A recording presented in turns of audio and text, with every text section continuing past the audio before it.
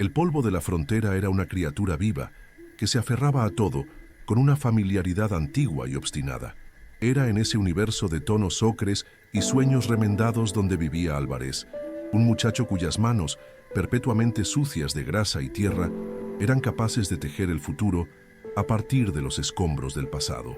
Su laboratorio no era un salón de cristal y acero, sino una chabola de zinc y madera, donde estantes torcidos albergaban un tesoro de transistores resucitados, cables de cobre, que un día condujeron otra vida y carcasas de ordenadores que el mundo había descartado. Para cualquiera, era un cementerio de tecnología.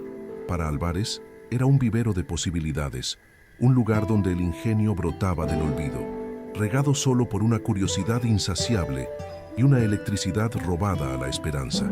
Mientras Álvarez soldaba el mañana con las herramientas de ayer, Damián navegaba por el presente en una burbuja de perfección hermética. Su vehículo, un SUV de lujo tan negro y silencioso como el espacio profundo, se deslizaba por el camino de tierra con una renuencia ofensiva.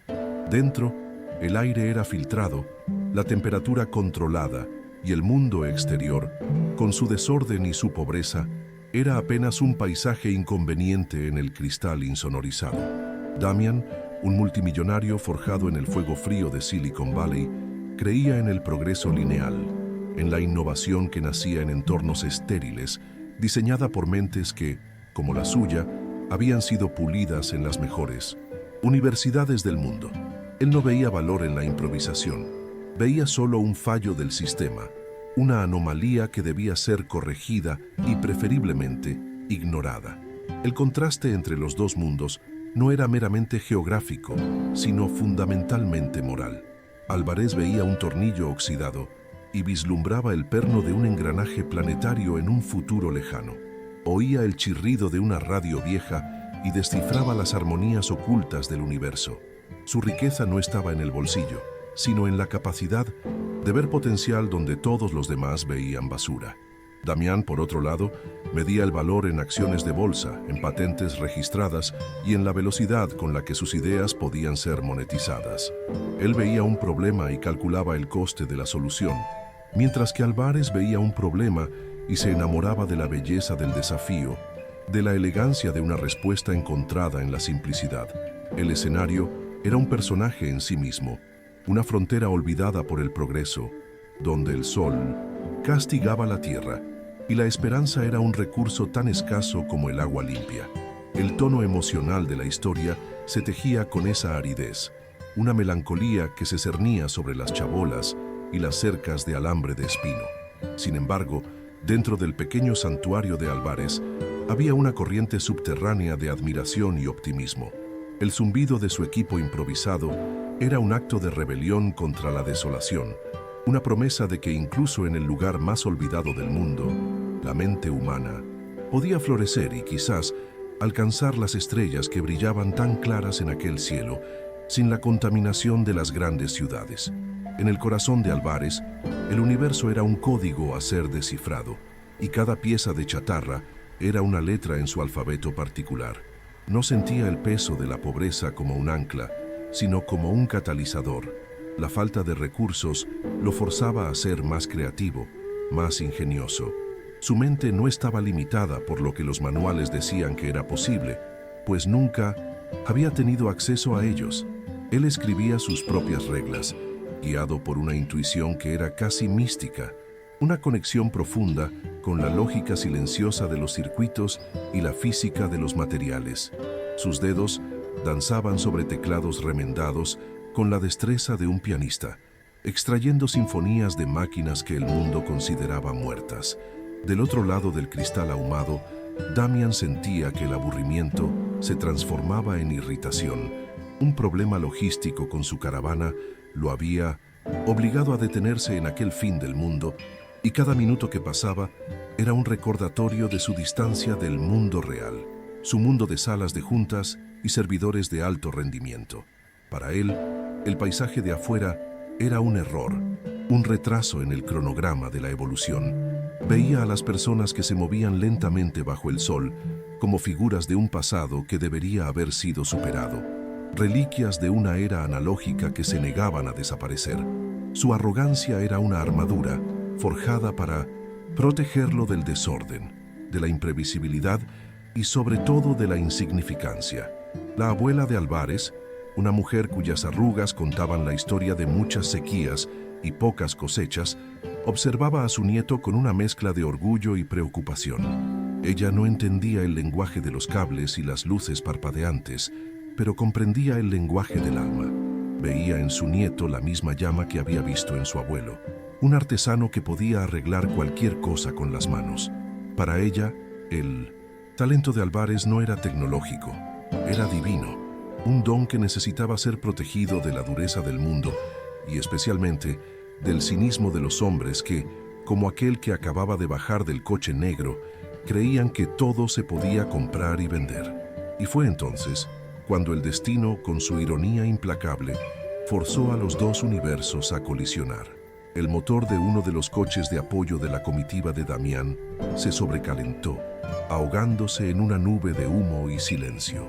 La burbuja de lujo se había roto. Damián, impaciente y visiblemente contrariado, salió de su refugio climatizado y sintió el aliento caliente y polvoriento del lugar. Sus zapatos italianos, que valían más que la chabola entera, se hundieron en la tierra seca, y sus ojos, acostumbrados a pantallas de alta resolución, se posaron por primera vez en la figura delgada de Álvarez, que lo observaba desde la puerta de su taller, con una calma que rayaba en el desafío. Si crees que un solo momento puede quebrar la arrogancia y demostrar que el talento no tiene dirección, quédate conmigo. Y antes de empezar, comenta desde qué ciudad nos estás viendo, pues la historia de hoy nos muestra que el ingenio puede estar escondido en cualquier lugar, quizás incluso a tu lado. El encuentro de aquellos dos hombres no fue una casualidad, fue una corrección de rumbo, un evento programado por una fuerza mayor para realinear el eje moral del mundo, demostrando que el verdadero poder no reside en lo que se acumula, sino en lo que se es capaz de crear a partir de la nada, con fe, coraje y un puñado de chatarra. Damián dio un paso al frente, el sonido de sus zapatos de cuero en el suelo de tierra batida sonando como una profanación. Miró hacia el interior de la chabola, sus ojos recorriendo con desprecio los montones de metal y cableado, viendo no el ingenio, sino el desorden, el caos. Para él, aquello era la representación física del fracaso, un monumento a la falta de ambición que tanto despreciaba.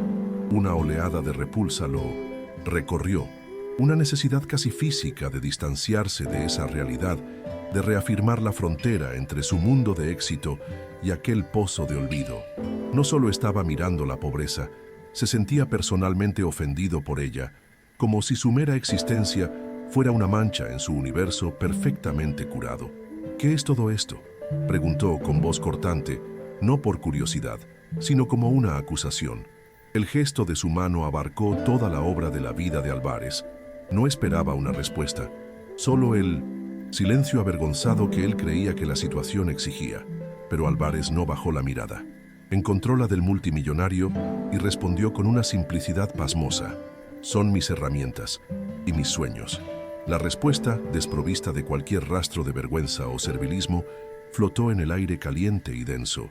Un desafío silencioso a la autoridad de Damián, una afirmación de dignidad que el dinero no podía comprar ni intimidar. La impasibilidad del muchacho irritó a Damián profundamente. Había venido para ejercer poder, para sentir la satisfacción de su propia superioridad, pero encontró una fortaleza de calma que su riqueza no podía penetrar. Era como arrojar piedras al agua. La superficie se ondulaba por un momento y luego volvía a una serenidad especular. Esa dignidad inesperada era un espejo que reflejaba su propia pequeñez, su propia necesidad de menospreciar a los demás para sentirse grande. Y fue en ese suelo fértil de frustración y ego herido donde una idea, a la vez grandiosa y terriblemente cruel, comenzó a germinar en su mente, mucho más rápido de lo que había planeado. Quería quebrar a ese muchacho, no físicamente, sino espiritualmente. Quería borrar ese brillo de confianza de sus ojos y reemplazarlo con la resignación que él consideraba el estado natural de esa gente. Miró el ordenador ensamblado en el centro del taller, una colcha de retazos de piezas de épocas y tecnologías diferentes, y una sonrisa lenta y depredadora curvó sus labios. Haría de ese altar de chatarra el escenario de la humillación de Álvarez. Sería una lección inolvidable, no solo para el muchacho, sino para su equipo, una demostración práctica de que el ingenio no era una casualidad de la naturaleza, sino un producto de inversión, recursos y pedigrí. ¿Sabes una cosa? Me gusta tu ambición, dijo Damian, el tono goteando una falsa admiración que era más insultante que el desprecio abierto. Metió la mano en el bolsillo de su chaqueta impecable y sacó una memoria USB. El objeto era elegante, minimalista, hecho de metal cepillado, brillando bajo la débil luz de la chabola como una joya de otro mundo. Era la síntesis de todo lo que Damian representaba: tecnología de punta, diseño sofisticado y poder concentrado. Lo sostuvo entre el pulgar y el índice, exhibiéndolo como un cetro, el símbolo del abismo que los separaba. Entonces hagamos un desafío, aquí y ahora, continuó, su voz resonando ahora con la autoridad de un emperador.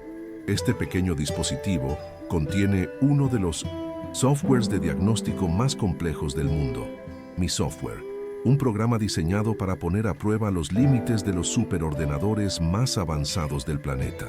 Hizo una pausa dramática, asegurándose de que el peso de sus palabras fuera completamente absorbido.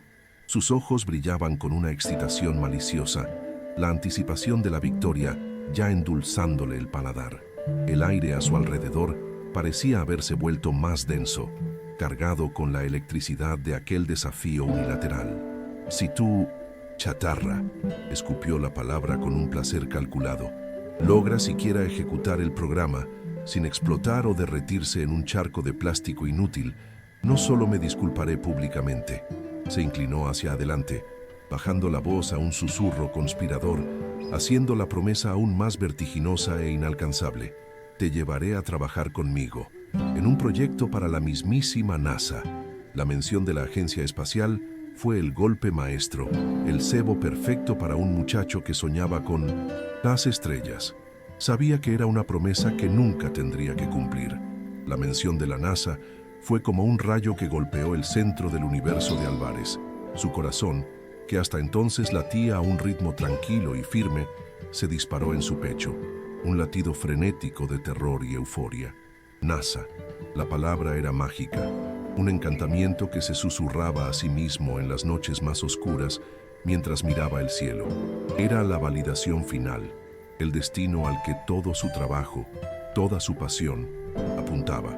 De repente, el desafío dejó de ser un insulto y se convirtió en una puerta, una grieta casi imposible en la realidad que podría llevarlo fuera del polvo y hacia las estrellas. Desde la puerta de la chabola, la abuela de Álvarez apretó el rosario de madera que siempre llevaba en el bolsillo de su delantal. Sus uñas se clavaron en la superficie lisa de las cuentas mientras observaba la escena desarrollarse. Ella no entendía de software ni de superordenadores, pero entendía la naturaleza de los hombres. Veía la arrogancia en la sonrisa de Damian, la crueldad disfrazada de oportunidad. Hay cosas cuyo valor un hombre como usted nunca entenderá, murmuró, la voz tan baja que era casi un pensamiento, una oración dirigida más a los ángeles que custodiaban a su nieto que al hombre que intentaba destruirlo. Álvarez miró la memoria USB, luego la expresión presuntuosa de Damian. Sintió el miedo, una ola helada que amenazaba con paralizarlo. Su máquina era poderosa, él lo sabía, pero era un sistema idiosincrásico, un lenguaje que solo él hablaba. Enfrentarla a un software diseñado para los gigantes de la tecnología era un acto de locura. Pero entonces se miró sus propias manos, manos que habían dado vida a lo que estaba muerto, que habían encontrado orden en el caos, y sintió una oleada de otra cosa, fe, no en un Dios lejano, sino en la lógica, en la electricidad y en su propia mente. Extendió la mano. Aceptó su desafío. El apretón de manos fue un choque de dos mundos. La mano de Damián era suave, cuidada. La mano de un hombre que firmaba cheques y apretaba botones. La mano de Álvarez era áspera, con callos y pequeños cortes, la mano de un hombre que construía, que tocaba el corazón de la materia. Por un instante, Damián sintió la fuerza inesperada en el agarre del muchacho, una firmeza que contradecía su apariencia delgada. Fue un momento fugaz, pero plantó la primera semilla de duda en la mente del multimillonario, aunque la descartó rápidamente como una anomalía. Le entregó la memoria USB y retrocedió, cruzándose de brazos para ver el espectáculo. Álvarez no demostró nerviosismo. Se movió con la economía de gestos de quien conoce cada centímetro de su dominio. Se arrodilló y conectó dos cables gruesos a una vieja pero robusta batería de coche que servía como su fuente de energía. Un zumbido bajo y constante llenó el silencio, el sonido de la vida siendo bombeada a las venas de su creación. El equipo de Damian, que observaba desde la entrada, intercambió sonrisas de burla. La escena era patética para ellos. Un muchacho tratando de encender una hoguera con palitos en la era de la energía nuclear. Se prepararon para el inevitable fracaso. Con una calma que rayaba en lo ritual, Álvarez se sentó en un cajón de madera frente a un antiguo monitor de tubo. Sus dedos volaron sobre un teclado amarillento por el tiempo. Cada clic, un sonido nítido y preciso en el tenso silencio. Insertó la memoria USB de Damian en un puerto USB que él mismo había soldado en el lateral de una unidad de disco recuperada. Damian observaba cada movimiento, su sonrisa de superioridad fija en el rostro, una máscara que apenas ocultaba la impaciencia que sentía. Quería que aquello terminara pronto para poder volver a su mundo de orden y eficiencia. Con un comando final tecleado en la pantalla, el monitor de tubo parpadeó una vez, y entonces surgió una imagen nítida. No era Windows, ni Linux, ni ningún sistema operativo que Damian o su equipo de ingenieros de software hubieran visto jamás. En la pantalla, en una fuente verde fosforescente, las palabras se cargaron en menos de 3 segundos. Álvarez OS UPST 3.1, kernel estable. La mandíbula de Damian cayó. No fue un sonido de sorpresa, sino un movimiento físico e involuntario. Aquello no era solo un ensamblaje de piezas, era un ecosistema, un sistema operativo funcional, construido desde cero, más rápido y más ligero que cualquier cosa en el mercado. El equipo de Damian dejó de reír. Las sonrisas desaparecieron reemplazadas por expresiones de asombro e incredulidad. Se acercaron con los ojos pegados a la pantalla, tratando de procesar lo que estaban viendo. Uno de ellos, el ingeniero jefe de Damian, murmuró: «Eso es imposible. La latencia de arranque es casi nula». Damian lo escuchó, y una primera fisura real apareció en su armadura de arrogancia. Ya no estaba viendo un espectáculo de humillación. Estaba presenciando algo que desafiaba las leyes de su universo. La atmósfera en la chabola había cambiado. El desprecio se estaba evaporando, dando paso a un temor reacio.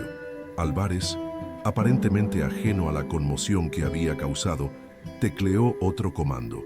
Con una fluidez impresionante, el software de diagnóstico de Damian apareció en la pantalla, su interfaz gráfica nítida y perfectamente funcional. Las barras de progreso comenzaron a correr, los módulos de diagnóstico se activaron uno por uno y los datos comenzaron a fluir en cascada por la pantalla. Todo perfecto, rápido, más rápido, se dio cuenta Damián con un nudo en el estómago, que en muchas de las máquinas de última generación en sus propios laboratorios. El silencio en la chabola se volvió eléctrico, pesado con el peso de lo impensable. El multimillonario sintió una gota de sudor correr por su sien. El aire caliente y sofocante de la chabola, que antes le molestaba, ahora parecía asfixiante. Estaba acostumbrado a tener el control, a prever todos los resultados, a manipular todas las variables. Pero allí, en 1900, esa chabola olvidada de Dios era solo un espectador de su propio software, su creación más orgullosa, siendo domada por una máquina hecha de basura y por un muchacho que ni siquiera debería saber que era un algoritmo complejo. La sensación de desorientación era total, como si el suelo bajo sus pies se hubiera convertido en arenas movedizas. Damian observaba, su presunción disolviéndose lentamente en una perplejidad atónita. El muchacho no solo había enfrentado el desafío, lo Estaba superando con una facilidad desconcertante. El zumbido del ordenador de Álvarez era ahora el sonido más fuerte del mundo, una melodía constante que se burlaba de todo en lo que Damian creía. La fe ciega que tenía en la superioridad de sus recursos, de su educación y de su entorno, estaba siendo metódicamente desmontada ante sus ojos. Miró el rostro concentrado de Álvarez, iluminado por el brillo verde del monitor, y ya no vio a un pobre diablo, vio a un igual.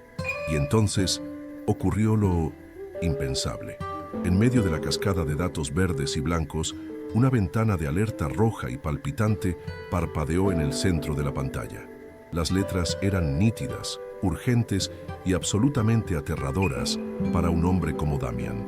Vulnerabilidad de seguridad crítica detectada. Acceso no autorizado a la raíz del sistema es posible. El mensaje no era un error en la máquina de Álvarez, no era un fallo de compatibilidad, era un fallo fundamental, una herida abierta en el corazón del código de Damian. Un defecto que sus propios ingenieros, con sus salarios de 6 cifras y sus equipos de millones de dólares, nunca habían encontrado. El mundo de Damian dejó de girar.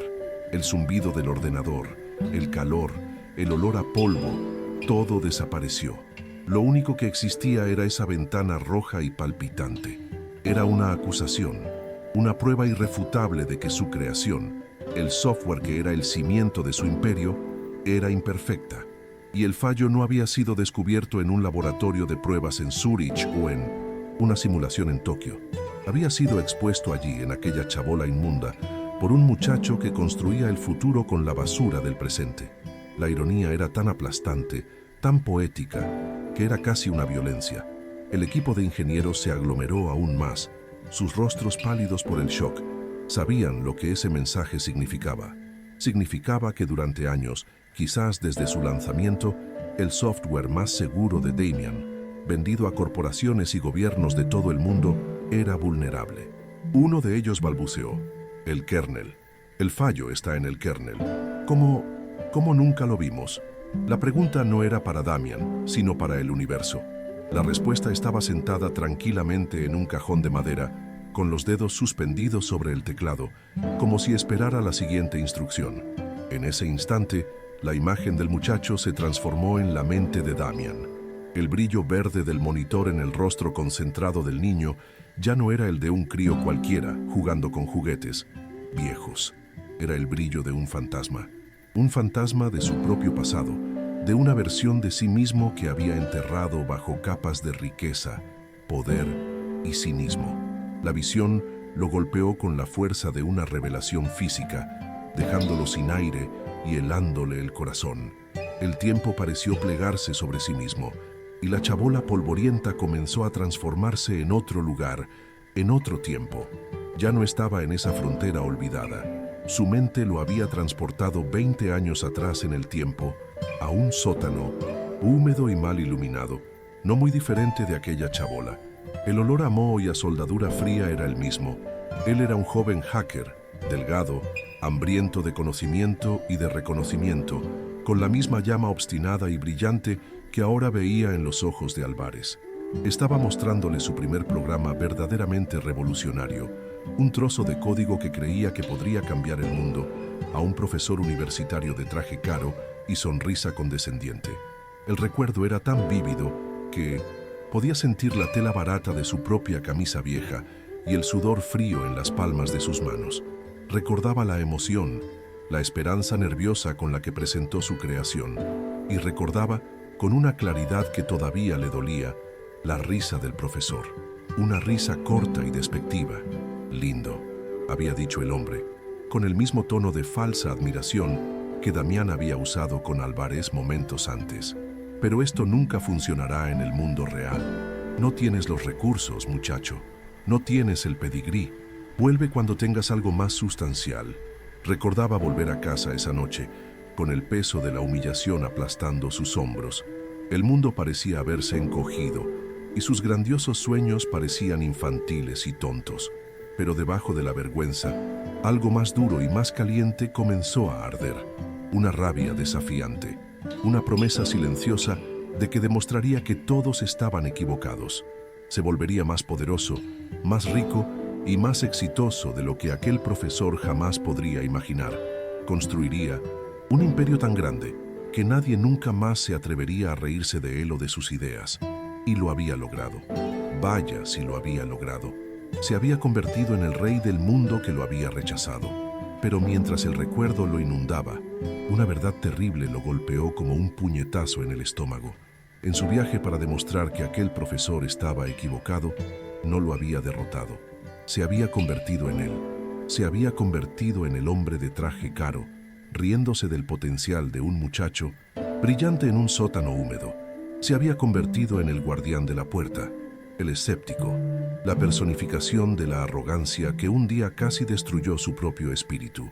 El shock de esa revelación fue más profundo que cualquier fallo de software. Era un fallo del alma. No estaba mirando a un muchacho pobre y sucio en una chabola.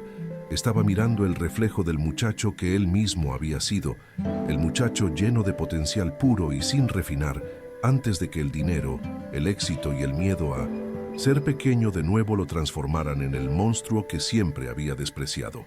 El enemigo que había pasado toda su vida tratando de superar no estaba en una sala de juntas o en una empresa de la competencia. El enemigo era él mismo. Mientras Damian se ahogaba en esa epifanía dolorosa, Álvarez, con una calma quirúrgica y completamente ajeno al colapso interno del multimillonario, comenzó a teclear de nuevo. No estaba presumiendo, simplemente estaba haciendo lo que era lógico, arreglando lo que estaba roto. La pantalla se dividió en dos. A un lado, el código defectuoso de Damian, con la vulnerabilidad destacada en rojo. Al otro, una nueva ventana negra, donde los dedos de Álvarez tejían la corrección. Línea por línea, reescribía la lógica, cerraba la brecha, fortalecía el núcleo. No era solo una corrección, era una obra de arte. La solución de Álvarez era de una elegancia, simplicidad e ingenio tan profundos que era como poesía escrita en lenguaje de máquina. No usó fuerza bruta. Usó una comprensión intuitiva de la arquitectura del sistema que el propio Damian, el creador, había perdido de vista. En menos de un minuto, había arreglado un fallo de seguridad que valía millones de dólares en daños potenciales, con la misma facilidad con la que otro niño armaría un rompecabezas. Pulsó Enter. En la pantalla, un nuevo mensaje apareció en verde. Sistema corregido. Vulnerabilidad eliminada. El shock en el rostro de Damian se disolvió, siendo reemplazado por algo que no sentía desde hacía mucho tiempo. Admiración. Pura, abrumadora y completamente desprovista de ego. Ese muchacho no era un rival, no era una amenaza, era un prodigio, un talento tan bruto y tan brillante que hacía que todo su imperio pareciera hueco y sin alma. Damian tropezó hacia atrás, la fuerza abandonándolo de repente, y se sentó pesadamente en un cajón de basura electrónica, el mismo tipo de material con el que el genio frente a él había construido un futuro. El peso de su prejuicio, de su arrogancia de en quién se había convertido, lo aplastó. Damian se cubrió el rostro con las manos, pero no pudo bloquear la imagen de su yo más joven, con los ojos llenos de esperanza, siendo aplastado por la indiferencia de un hombre mayor. Y entonces, superpuesta a esa imagen, la visión de sí mismo, haciendo exactamente lo mismo con Álvarez.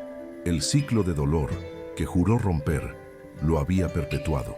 Se había convertido en el guardián de la misma puerta que un día le cerraron en la cara.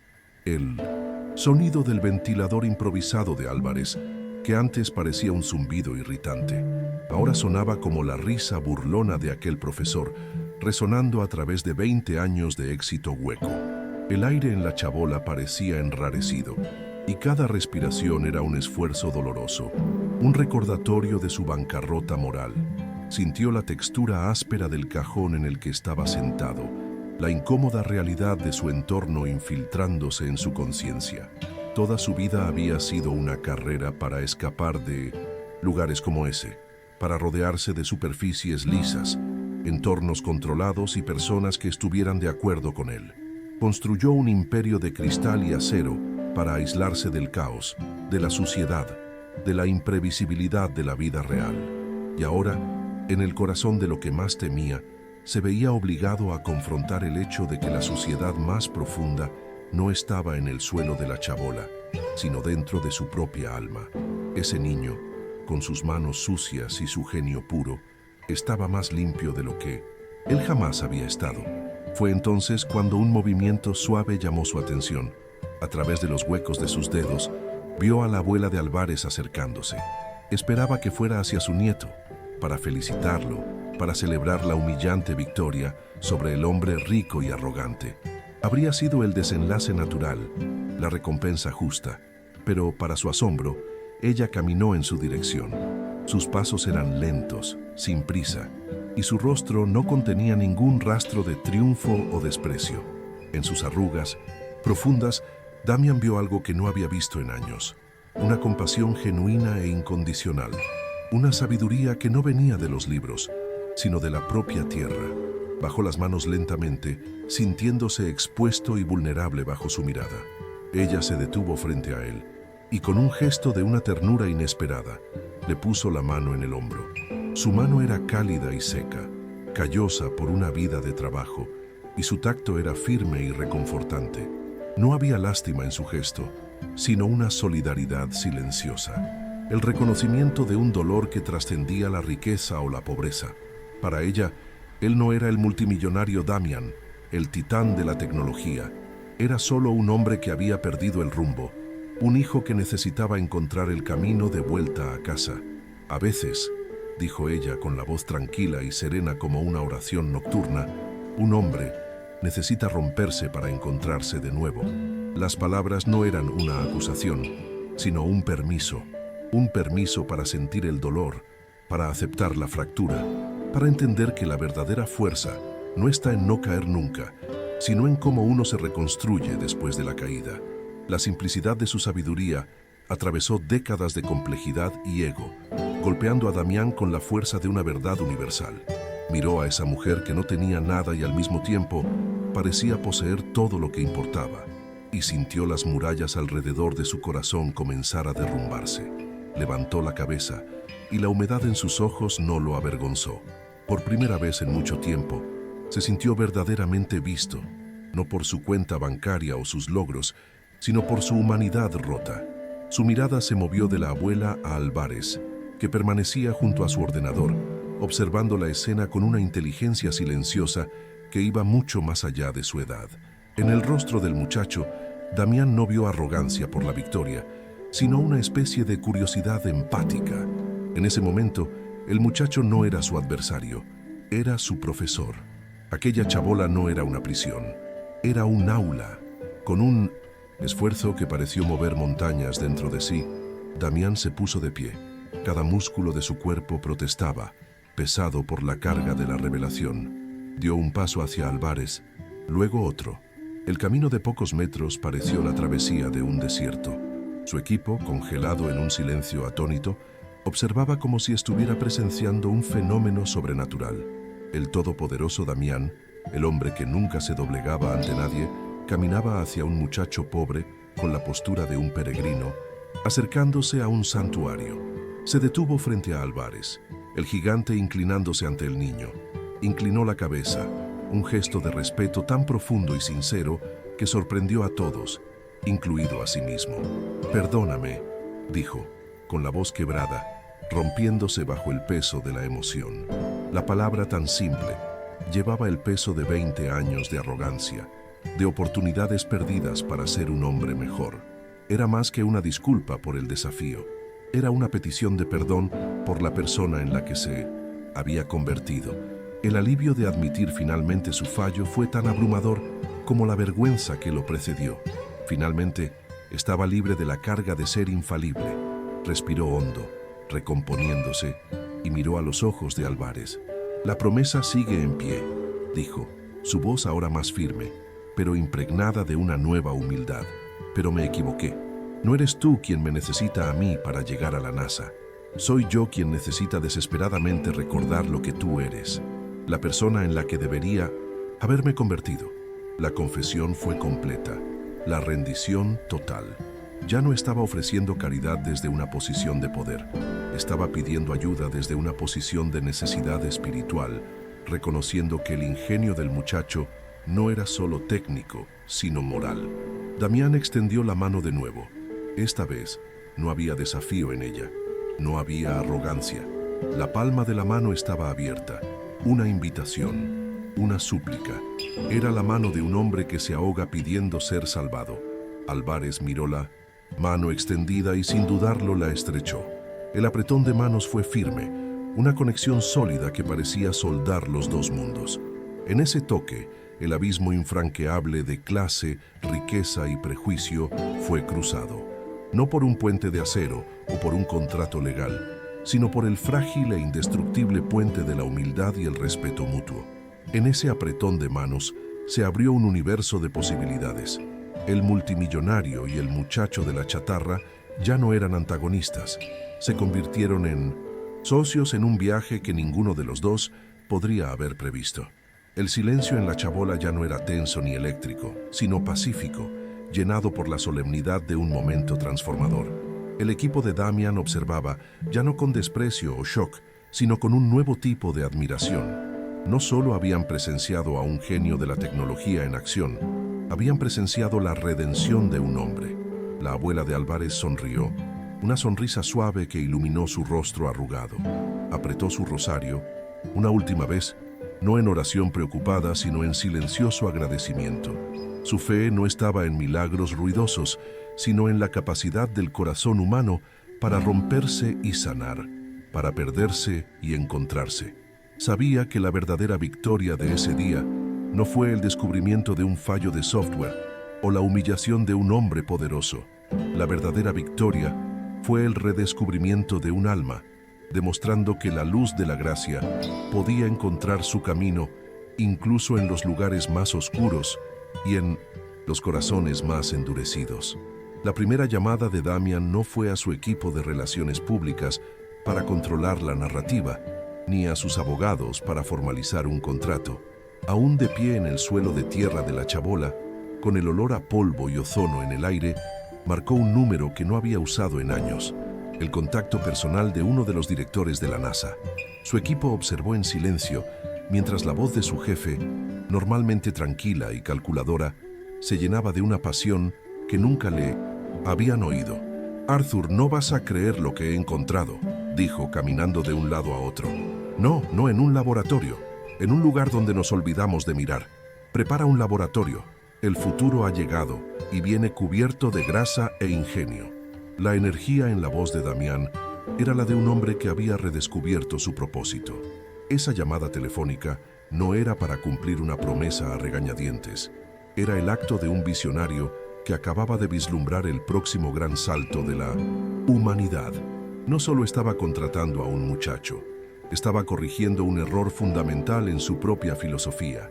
Estaba admitiendo para sí mismo y para uno de los hombres más poderosos de la ciencia que el talento no era un producto manufacturado en entornos estériles, sino una fuerza de la naturaleza que podía brotar en cualquier lugar, a menudo en los suelos más improbables.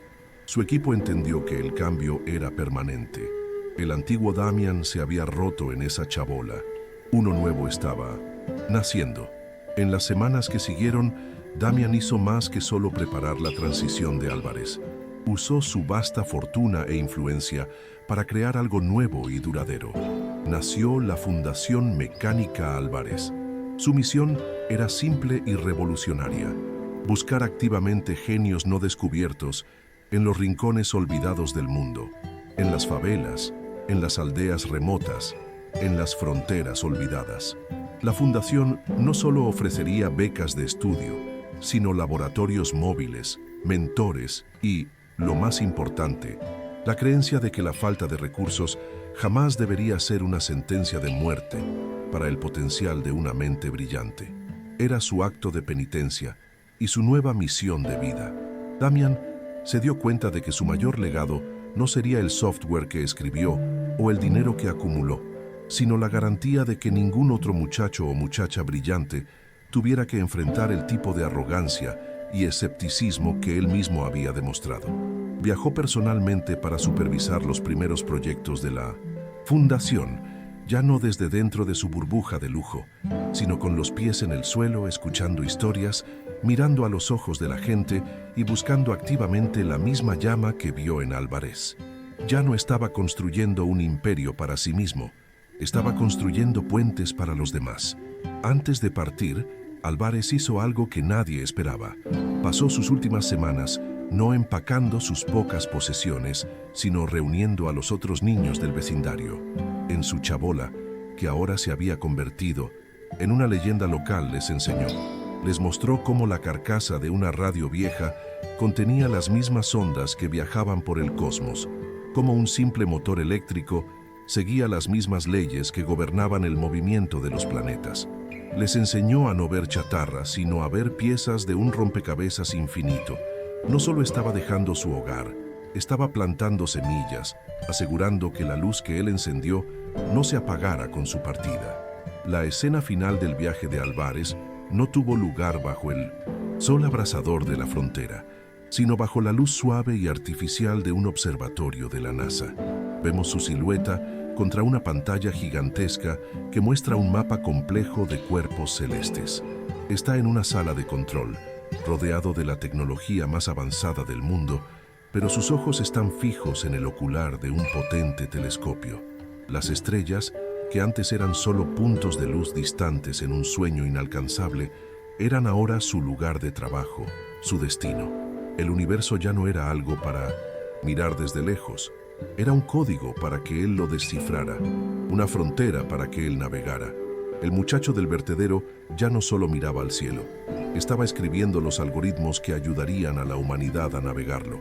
Su viaje era la prueba viviente de que el ingenio no conoce código postal, no tiene pedigrí y no se doblega ante la falta de oportunidades. Es una fuerza resiliente y persistente que usa los obstáculos como peldaños y la oscuridad como lienzo para pintar sus sueños más brillantes. La historia de Álvarez y Damián se convirtió en un poderoso recordatorio de que el mayor recurso de nuestro planeta no está enterrado en el suelo, sino que camina sobre él. El ingenio humano es como el agua, siempre encuentra un camino, incluso a través de las rocas más duras de la indiferencia y el prejuicio.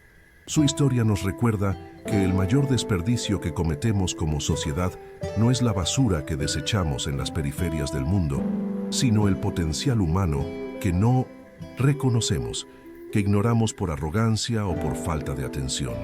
¿Cuántos Álvarezes hay por ahí, esperando solo una oportunidad, una mirada que vea más allá del polvo y la pobreza? La respuesta es la medida de nuestro propio futuro. Si esta historia ha tocado tu corazón, compártela con alguien que necesite creer que todo sueño, por humilde que sea, merece una oportunidad para brillar. Haz que el viaje de Álvarez inspire a otros a mirar a su alrededor y encontrar lo extraordinario en lo ordinario, el ingenio en lo inesperado, pues a veces el mayor descubrimiento no está en una galaxia lejana, sino en el rostro de un niño que, contra todo pronóstico, se atreve a soñar con las estrellas.